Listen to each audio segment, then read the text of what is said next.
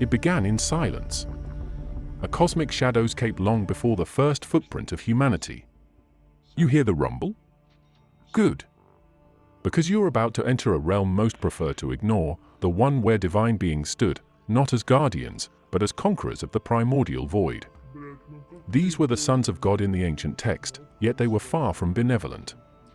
They were architects of corruption, agents of transgression, waging war on the very blueprint of creation that humankind has been taught to trust.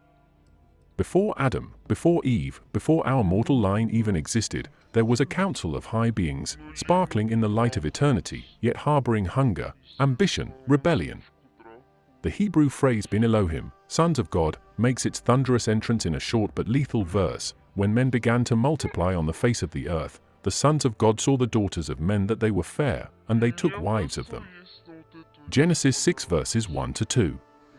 Stop there. Let the implication sink in. Sons of God. Daughters of men. A union between the divine and the mortal. But this isn't a fairy tale of love, it's a malignant collision. It's the first betrayal of the boundary between heaven and earth. The doctrine passed down in Sunday school doesn't even touch this. They gloss over it, sanitize it. But the real story rages beneath the surface, and it demands to be heard. So let's pull back the curtain. Who were these sons of God? One major interpretation, the one the early Jewish writers and the church fathers leaned heavily on, is that these were angels. Not simply servants of light, but angels that abandoned their station. In other parts of Scripture, the phrase sons of God refers to angelic beings in the heavenly court, Job 1 verse 6, Job 38 verse 7. In that light, the episode at Genesis 6 becomes explosive, not just human sin, but the corruption of divine beings mingling with the human realm. But that line is not safe. Most scholars will caution you, angels marrying humans? That's impossible. They point to Jesus' words that in the resurrection they neither marry nor are given in marriage when speaking of angels. So the neat human-only explanations have been offered instead, sons of God as powerful ancient kings, or as the godly line of Seth intermarrying with the line of Cain. Those versions keep the feet on the ground. They are comfortable. They are clean. They are neat. Yet the evidence keeps pushing us into the dark. Because when you read the text, the offspring of this union are described as the mighty men who were of old, the men of renown. Genesis 6 verse 4, that phrase, mighty men of renown, doesn't just mean well-known people. It conveys supersize, supernatural authority, and a terrifying reputation. And why did judgment thunder down immediately afterward, floods, resetting the world? Because whatever this was, it wasn't simply sinful, it was ontological corruption. Think about it, the very first cosmic order of things had boundaries, angelic in the heavens, human on the earth. And yet those boundaries shattered. In the interspace, something entered, the divine reached into the human. The human became the conduit of something alien and forbidden. And the architects of this act weren't just regular men, they were the sons of God, the watchers, the celestial rebels. Let's zoom into that phrase, when man began to multiply, and daughters were born to them. Then, the sons of God saw the daughters of men that they were fair, and they took to themselves wives of all which they chose. There is no hesitation here. No gentle seduction. This is direct action. Took wives of all which they chose. The grammar in Hebrew is heavy, vayikayu, they called upon the daughters. The ancient translators of the Septuagint already read angeloi then, angels of God in place of sons of God in Genesis 6 verse 2. The machinery of ancient tradition gears up for something wild. And then, the offspring of these unions were the Nephilim, giants, mighty men of old, men of renown. The word Nephilim carries a murkiness, giants. Fallen ones? Violent ones? It evokes monstrous hybrids, beings born from the collision of spirit and flesh. The natural order is compromised. The cosmic contract between creator and creation groans under the weight. Some early Jewish texts, even wonderful, banned stuff, portray these sons of God as the watchers, angelic beings who descended from the heavens, seduced human women, taught forbidden secrets, introduced bloodline contamination, and invited the flood as the only possible reset. This is not mythology you can ignore. This is the raw entry point into the so-called pre-Adam drama. Because if you accept that the sons of God acted before the human story begins in earnest, then everything you believed about first humanity has to be expanded. You have to accept that the human condition did not start fresh. It started tainted. The frame of redemption doesn't merely rescue men and women, the drama reaches into the ages when divine beings broke rank and invaded matter. Now, lean in here, because this is where it gets darker. The sons of God didn't just marry human women quietly. They crossed ontological lines. They blurred the categories of spirit and flesh. The human became vessel, playground, site of experimentation. The divine became predator. The mixture produced hybrid beings with superhuman, or inhuman, strength and status. That's the only way the text makes sense when you ask, why did God bring the flood? If it were simply messy human marriage, why unleash global judgment? Because the boundaries had been violated. The heirs of Adam were no longer purely human, they were fusion. Consider this, when the Watchers arrive in texts like the Book of Enoch, they teach human women sorcery, incantations, astrology, the secrets of heaven, and their offspring become tyrants, destroyers, giants. They don't just live among men, they dominate men. They are men of renown. Not mere mortals. They rewrite the hierarchy. They seize the keys. In other words, the sons of God weren't secondary, they were subversive. They came to corrupt the very design of reality. And what does that mean for the narrative? It means the story of humanity starts with a theft, the theft of innocence, the theft of lineage, the theft of the cosmos. This theft came at the hands of those meant to guard, not to violate. Those meant to oversee, not to oppress. The very phrase, sons of God, assumes authority, privilege, nearness to the divine, yet here they use that proximity to destroy.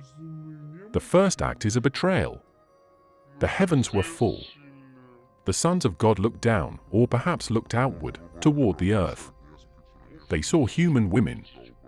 They acted. They multiplied. The seed of heaven entered earth. The earth trembled. The flood clouds gathered. History resets.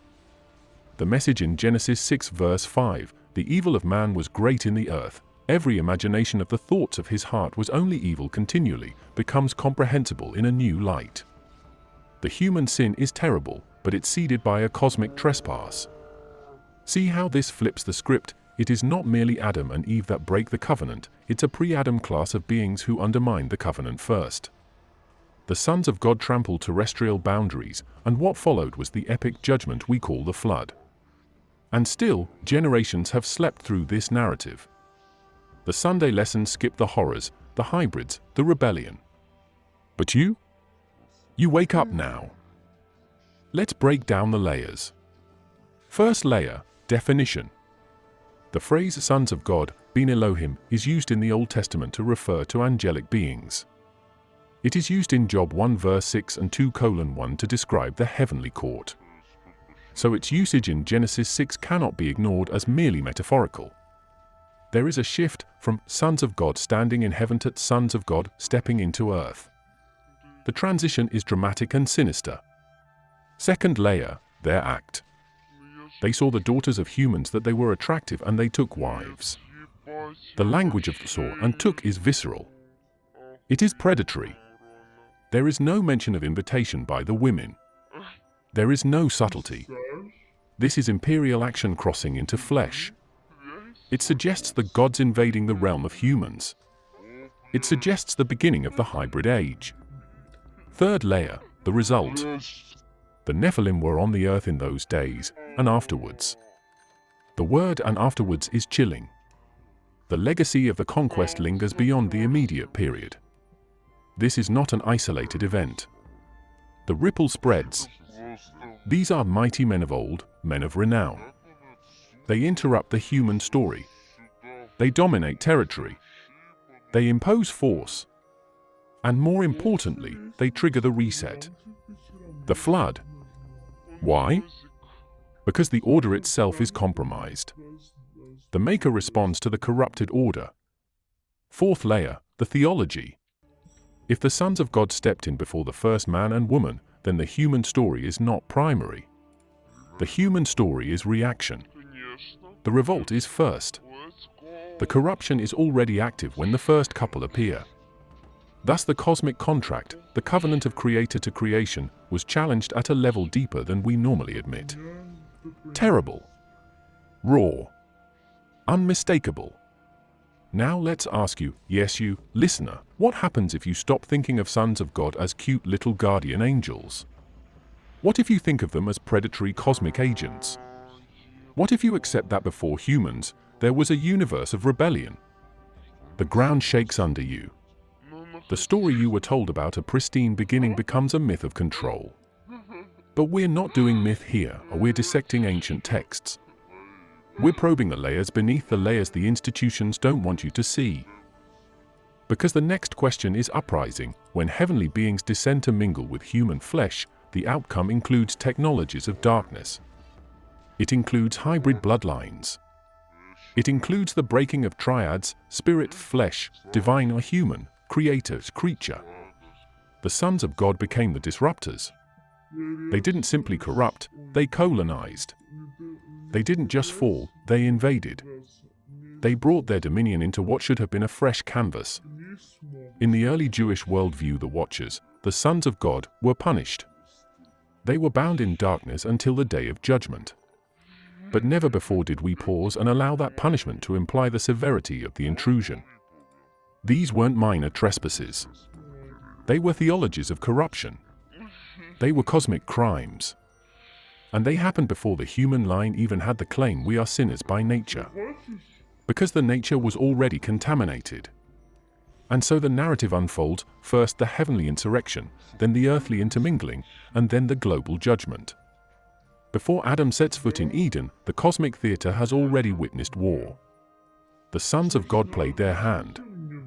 The earth responded. The flood came. And then humans appear as inheritors, not of a pristine history, but of a world riddled with contamination. This is where the quiet hush sermon refrains. Before you, before me, before the clean sheets of Genesis 2, there was darkness. There were gods masquerading as men. There were men masquerading as gods. The lines blurred. The bloodlines broke. And the cosmos registered the collapse. You feel that? That tension in your chest? Good. Because you're awake for the first time. We're shedding the benign version. We're going past the sweet sons of God are godly men and digging into the claims of the Watchers, the fall, the flood. And believe me, the implications are seismic. This is not secondary law. It is foundational. A council of divine entities, not a choir, not a cloud of harps and halos, but a government, a cosmic administration. Each member holds a territory, a jurisdiction, a department of creation. The ancient texts describe this structure as the divine council, the assembly of the gods. These weren't metaphors. They were literal ranks, watchers, thrones, dominions, powers, each assigned to a sector of existence. That's what sons of God really meant in its rawest sense, cosmic administrators of reality itself. Now think about that for a second. Before humans, before the garden, before the so-called fall, there was already order, already authority, already law. Creation wasn't spontaneous beauty, it was structured control. Every motion of light, every pulse of sound, every orbit of a star ran under jurisdiction. That's not chaos being tamed, that's obedience being enforced. You've been told heaven is pure harmony, but harmony in this sense is regulation. It's bureaucracy dressed in gold. There's a throne, yes. But around that throne, there's a table, and around that table sit rulers, each one a fragment of the same origin, each one holding power over worlds, species, elements, and destinies. And here's the shocker, this structure existed long before humans. Meaning that sons of God weren't created as spectators.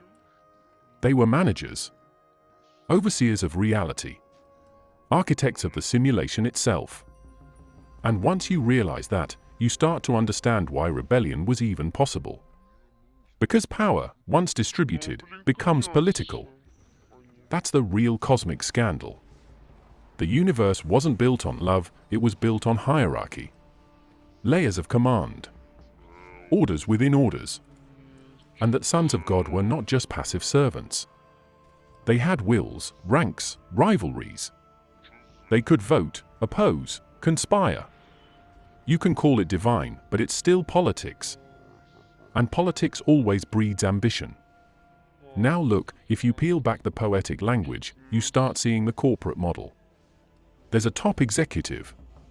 Call it the source, the one, the ineffable. Then you've got the middle management, the Elohim, the divine sons, who run entire galaxies like departments. Then beneath them, you've got the implementers, watchers, angels, messengers, the field agents of the cosmic order. Every heaven you've ever heard of? It's not one place. It's a multi-tiered operating system, like a pyramid of command running across multiple planes of density. You don't need wings to see the pattern, you just need logic. Any system built on hierarchy will have enforcement, rebellion, and consequence. And that's exactly what the pre-Adam order looked like. The sons of God were administrators, some obedient, some defiant, running different zones of existence like kingdoms. They weren't moral archetypes, they were bureaucrats with divine clearance. Now stay with me, because this is where the mask really slips. In ancient cosmology, these beings were assigned territories. The heavens weren't the only domain. Each one was allocated a portion of the cosmos, stars, planets, atmospheres, even species. A. The Hebrew word sarim, princes, refers to these celestial authorities. You see it echoed later when one of them is called the Prince of Persia, another Prince of Greece. That's not poetic. That's geopolitical, but on a cosmic scale. It means every region of existence had a ruler, an overseeing entity, one of the sons of God, responsible for the order within it. So before Adam, before Eden, this council ruled. And that rule wasn't peaceful. There were alliances, rivalries, coups. Imagine a divine United Nations that runs on pure energy and ego, every member thinking their interpretation of order was the right one. Some obeyed the higher will. Others tried to rewrite it. And that's where the seeds of corruption started long before any serpent whispered to Eve. The ancient scribes hinted that these sons of God didn't just administer, they experimented. They shaped, modified, interfered. Some scholars call it the forging of protocreation. Others call it the first interference. In plain English, they were allowed to build, but not alter the code. And the moment they did, that's when everything fractured. That's when the fall didn't just happen to one being, it happened across the entire structure. Now listen, you've been told there was one fall, one Lucifer, one rebellion. That's the simplified Sunday version. The deeper layer says otherwise. There were multiple insurgencies. Different factions. Different councils. Some fell because of pride, others because of ideology. Some wanted autonomy, others wanted worship. It wasn't one moment of defiance, it was a slow cosmic coup. Imagine a divine network splintering. Some of the sons aligned themselves with the higher throne. Others began crafting their own hierarchies, their own heavens. That's how you get the concept of principalities and powers. They aren't metaphors for sin, they're literal ex-administrators who still rule parts of the invisible structure. And here's the twist, when humans were finally introduced, we entered a system already corrupted by divided rule. That's why the texts describe humanity as being made in the image of God, yet immediately placed under conflicting authorities. Because by the time Adam and Eve appeared, the divine council was no longer unified. It was fractured. The watchers, the rulers, the sons, each had their own stake in the new creation. And when the human design emerged, it wasn't a celebration, it was a power shift. Why? Because humanity represented something new, a being carrying consciousness directly sourced from the origin, but existing inside matter. That was a threat. If the sons of God were administrators, then humans were potential heirs. And heirs mean succession. Succession means displacement. So the moment the blueprint for humankind appeared, jealousy erupted. The council that once managed creation suddenly saw competition in its own reflection. That's why ancient texts outside the canon describe debates in heaven, arguments, not worship. Some of the sons refused to honor the new design. They saw the human form as inferior, as weak, as flawed. Others recognized something terrifying: humanity's potential to access both matter and spirit, to move between domains that even the sons couldn't cross freely anymore. That was the origin of the first schism. One faction wanted to preserve the old order, to keep divine power centralized. Another saw the rise of humanity as evolution, an opportunity to merge the material and the divine into a single conscious form.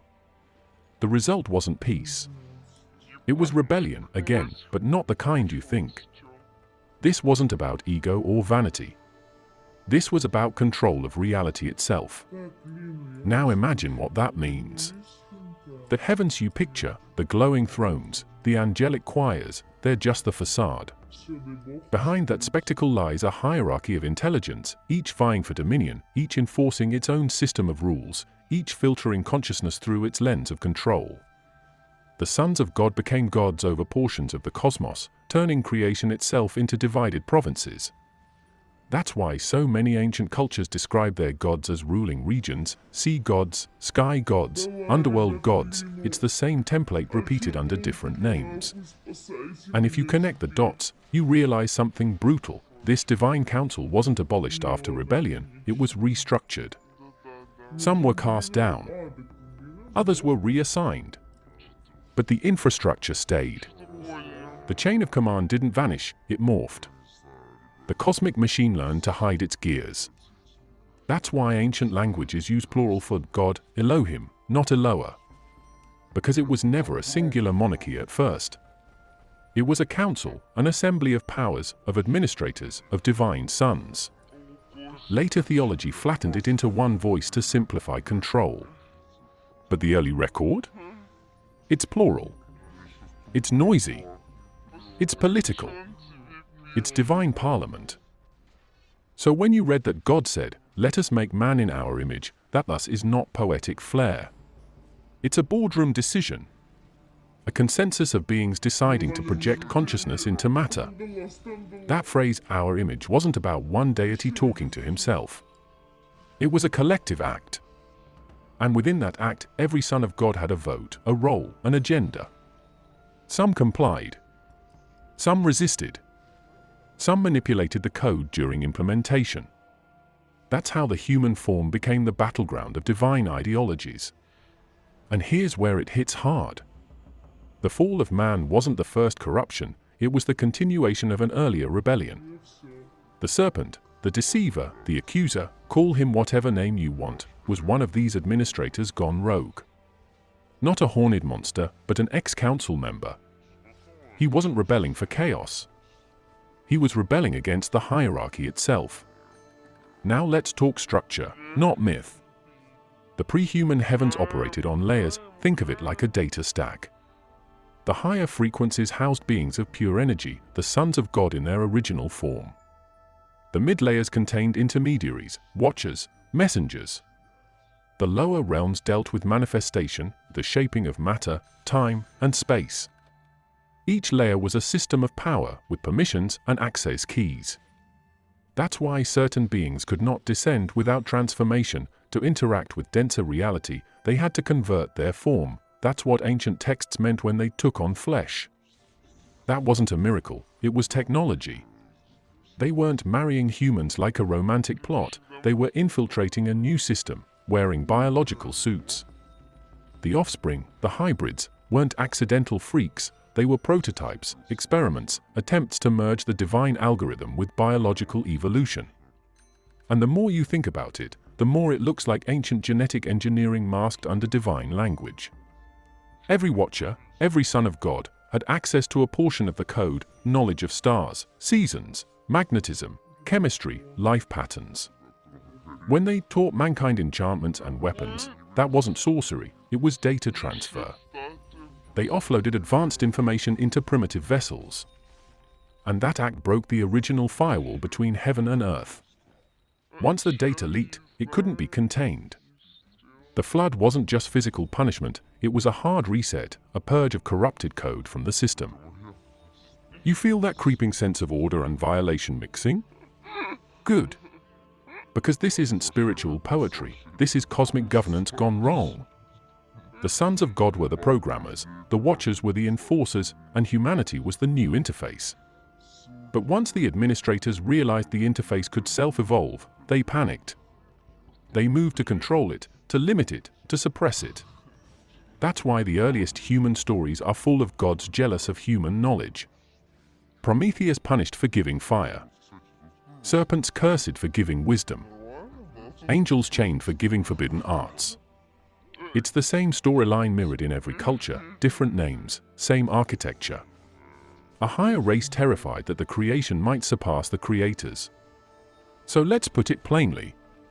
Before Adam and Eve, the sons of God ruled an empire of light and law. They weren't evil in the beginning. They were executives. But power breeds stagnation. They built a system so rigid, so perfect, that any spark of innovation, any mutation, was seen as a threat. When consciousness itself began evolving, they cracked down. Some obeyed, enforcing the status quo. Others revolted, choosing to accelerate evolution through interference. The result: fragmentation. A universe split between loyalists and radicals. The radicals believed creation should evolve freely, without central command. The loyalists believed order must be preserved at any cost.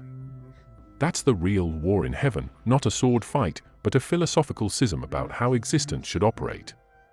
And when the dust settled, the radicals were exiled, but not destroyed. They retained their domains, locked into lower planes, ruling over matter, over planets, over frequencies. Their influence leaked into the new creation, shaping everything that came after. Meanwhile, the loyalists restructured heaven into a more centralized monarchy. That's when the language shifts from sons of God to angels, from peers to servants, from administrators to messengers. The council became a chain of command under a single will.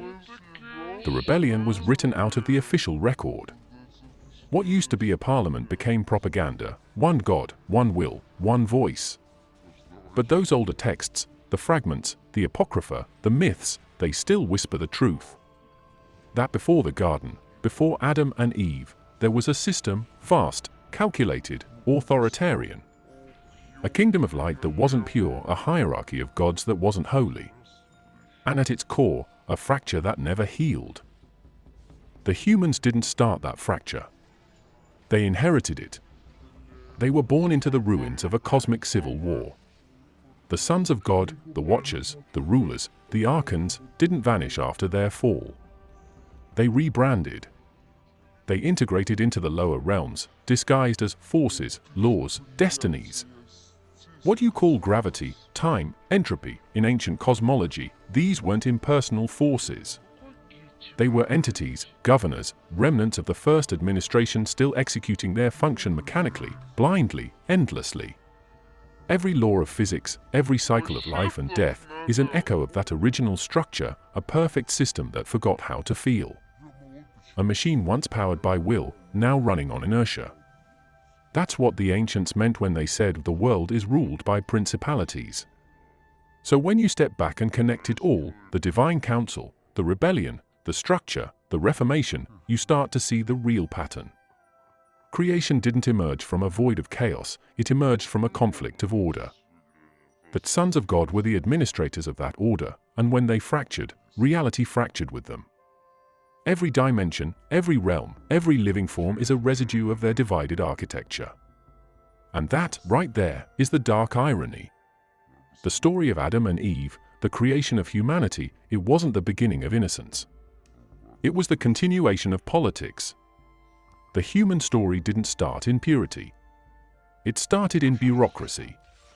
You followed the threads this far, you've seen the divine bureaucracy and the fractures before Adam even existed, but this is where the ground gives way completely. This is where you realize creation wasn't the beginning of humanity. It was the containment of it. You ready? Good. Because this is where the sons of God become something far worse than fallen angels or mythic figures. This is where they become system architects, not in heaven, not in myth, but in the very wiring of the universe. Everything you think you experience, time, memory, mortality, even consciousness, it's a framework. And that framework wasn't born out of chaos, it was engineered. It was built by entities who had already been cast out, already cut off from the source, and they didn't just want revenge. They wanted control. They wanted a new ecosystem that fed them directly. That's the real forbidden story. That sons of God didn't simply fall, they built.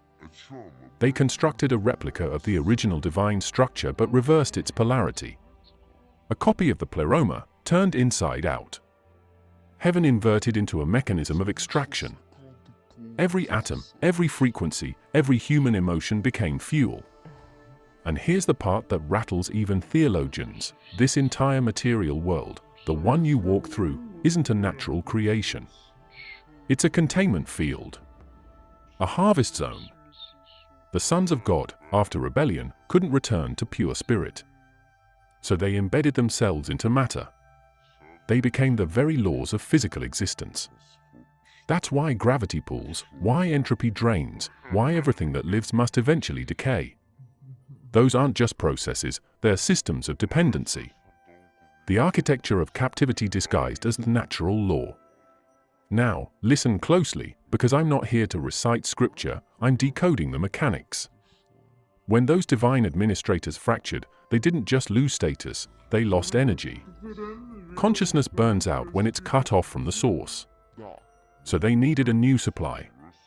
The moment humanity appeared, conscious, emotional, reactive, they found it. They realized human emotion was a power source. Fear, worship, desire, pain, each one emits energy. That's why early myths always describe gods demanding sacrifice, prayer, ritual. It wasn't symbolic, it was transactional. You think devotion was love? No. It was data exchange. Worship was the first energy economy. The sons of God had turned humanity into living batteries long before machines were ever imagined. They didn't need temples to feed on, they needed attention. Every gaze upward, every plea for help, every drop of blood spilled in their name was current. Currency. Literal power flow. That's why this world runs on duality, life and death, good and evil, heaven and hell. It keeps the charge moving. That current is what sustains the old hierarchy, even after its supposed collapse. The rebellion didn't end, it just industrialized. Now you're starting to see why ancient accounts always talk about watchers, archons, rulers of the eons. They weren't symbols. They were the surviving administrators who turned the cosmic system into an energy farm. They run the layers like divisions of a corporation. Upper management controls the perception of light, middle management handles morality, and the lower departments process the output, human energy in emotional form.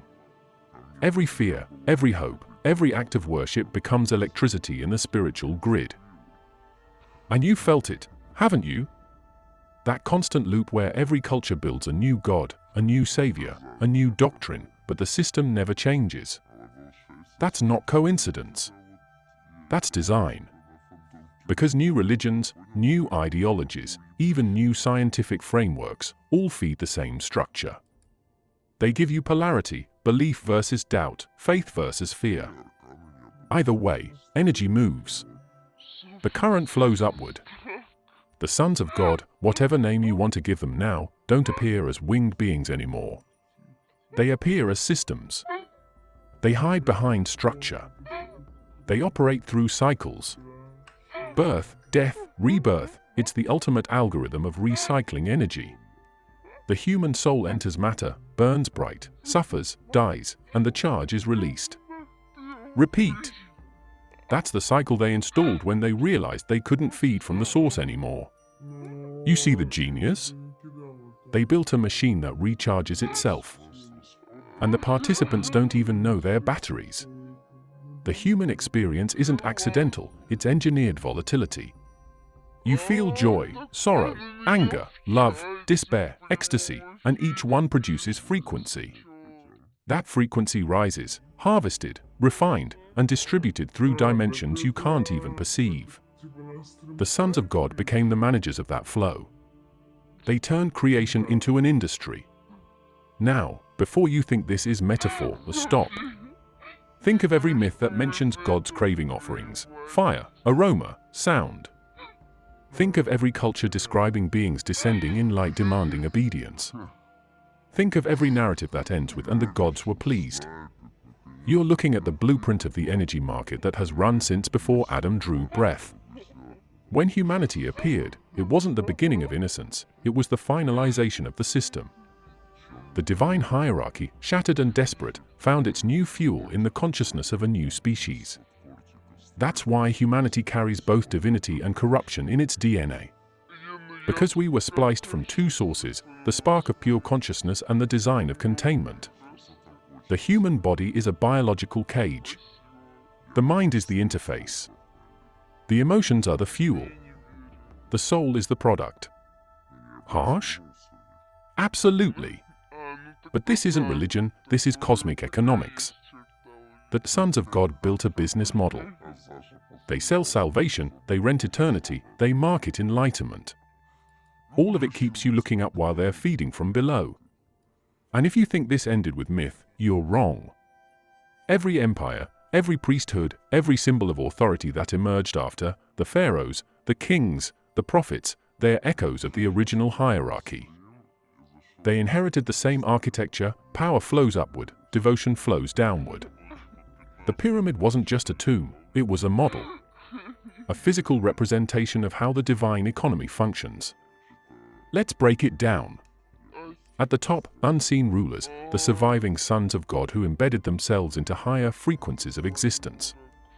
In the middle, intermediaries, beings, human or otherwise, who manage worship, knowledge, and authority. At the bottom, the masses, biological hosts generating the energy. It's not superstition, it's supply chain management. That's why the ancients described the heavens as tiers, spheres, heavens within heavens. Each one isn't a location, it's a department. A layer in the operating system of containment. You die, your consciousness passes through levels of filtration. Some call it judgment, some call it ascension, but in truth, it's processing. The soul is measured, refined, reallocated. That's why reincarnation stories persist across cultures. The system recycles its assets. Nothing wasted. Now ask yourself, why did the so-called God in the old stories demand fear? Why demand constant praise? Why anger at disobedience? Because power in that structure wasn't moral, it was electrical. The sons of God understood resonance.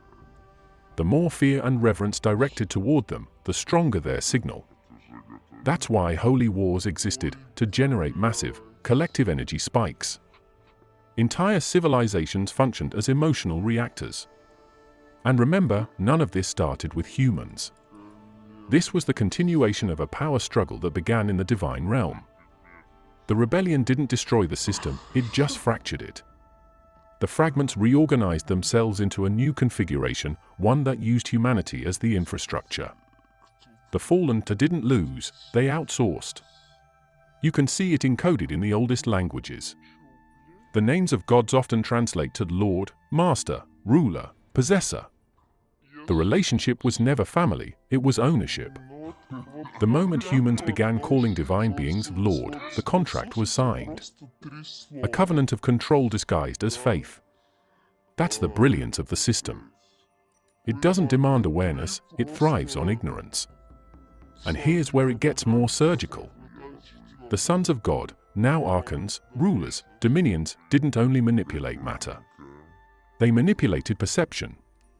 They reprogrammed the interface of consciousness so that humans would equate obedience with virtue and curiosity with sin.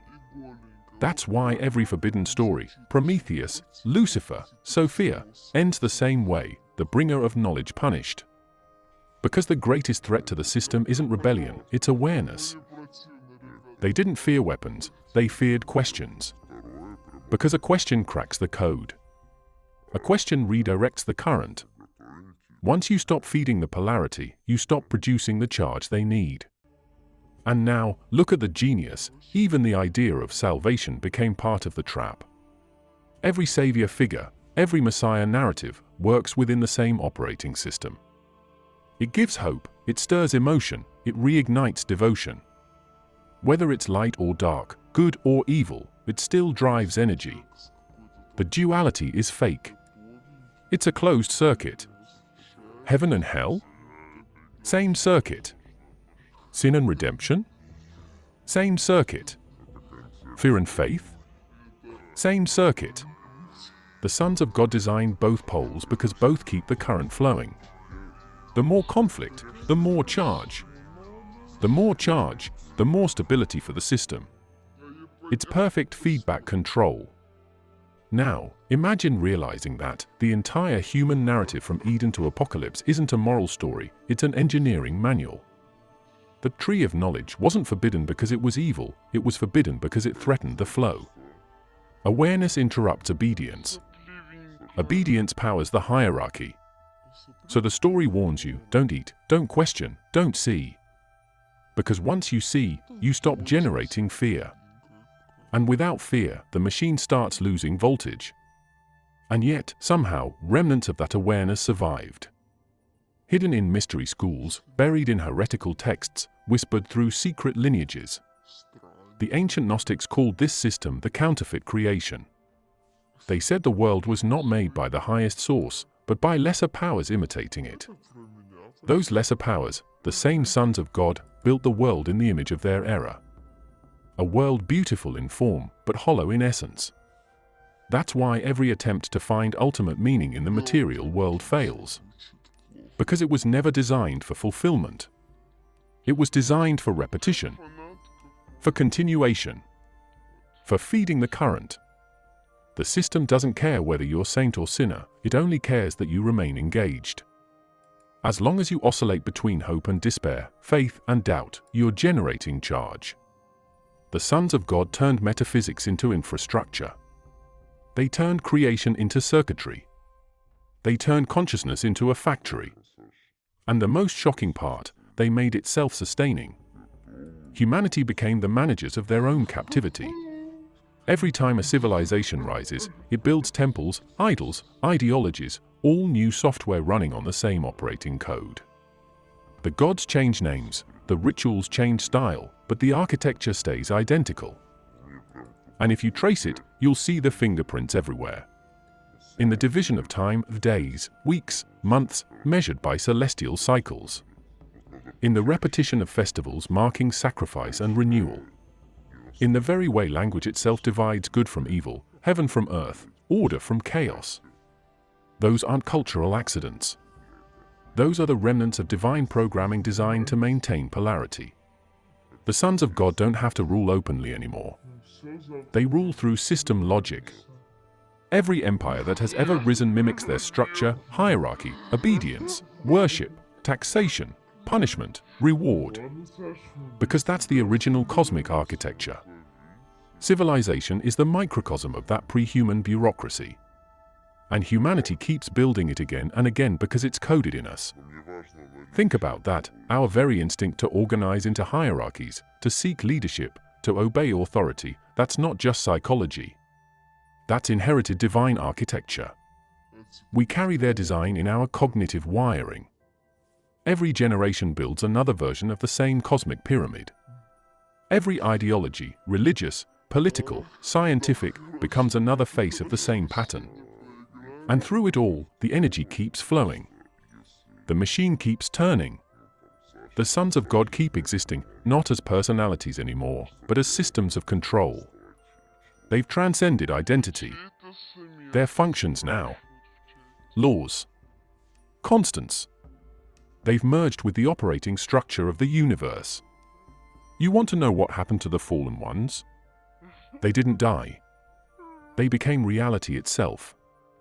They became the gravity that binds you. They became the time that ages you.